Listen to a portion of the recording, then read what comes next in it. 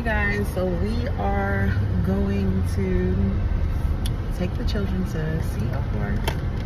It is so good to have community and so good to network, and we're gonna see how this goes. Some of my children are very much into animals, and just listening to a client talk about a horse that she has, I told her, let me know, because I got 6 kids that don't mind getting a little dirty to be around some animals.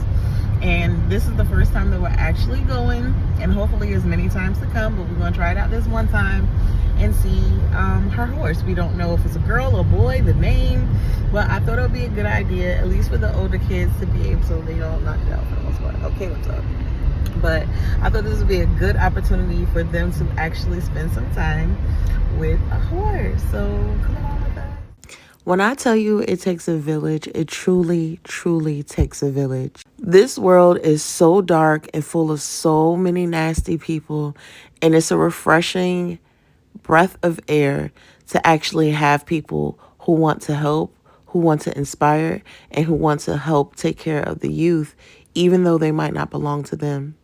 While at work one day, I was speaking and I overheard a client telling one of the stylists that she had a horse and she was interested in helping and teaching young children about a horse. And I said, girl, I got 6 of them. Just let me know when you're ready.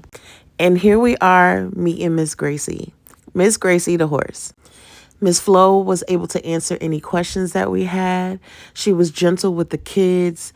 They were super duper happy, most of them, to actually spend time with a horse. And this was a little bit different from your average going to visit a horse at a farm or going to your average petting zoo, because we were able to ask questions. She was able to answer them, and the kids were gonna get dirty. They gonna be scooping out poop in a couple of minutes. One of the lessons that I want to teach all my children is that no matter what it is in life that you have to do, there will be things that you want to do and things that you don't want to do. But if you stay persistent and you push forward, you will always reap benefits if you do it in righteousness. What happened to our villages? What happened to people looking out for our kids in our neighborhood? Most of us don't even know our neighbors' names. And this was just a breath of fresh air anytime I come across somebody who's more interested in helping others than helping themselves. Now, in this process, we realized that none of the kids wanted a horse. I might be most interested in getting a horse now, and my husband told me no.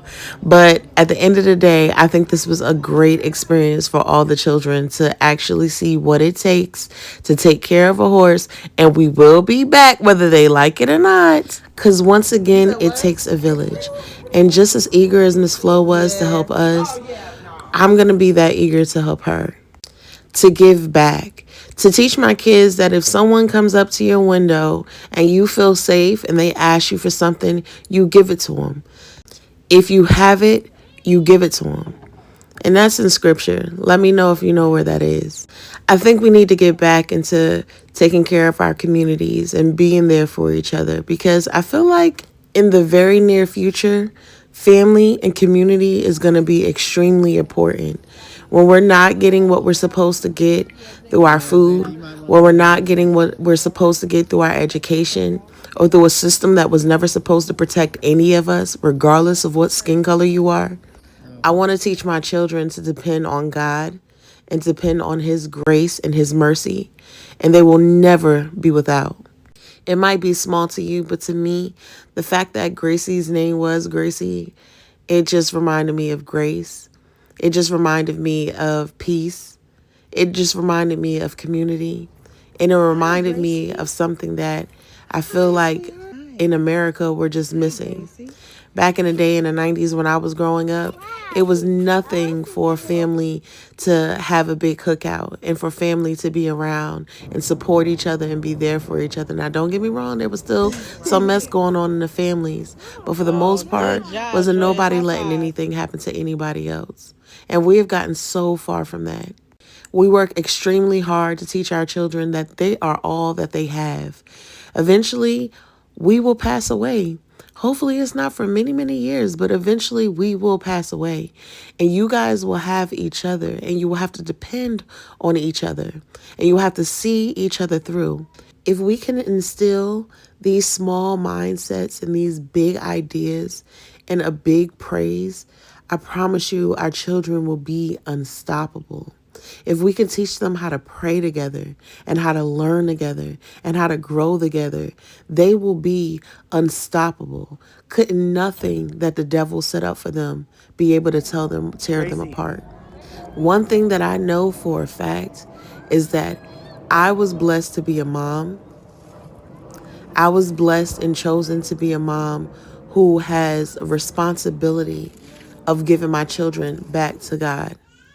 I have a responsibility of teaching them about Him. And out of everything, those are my 6 blessings.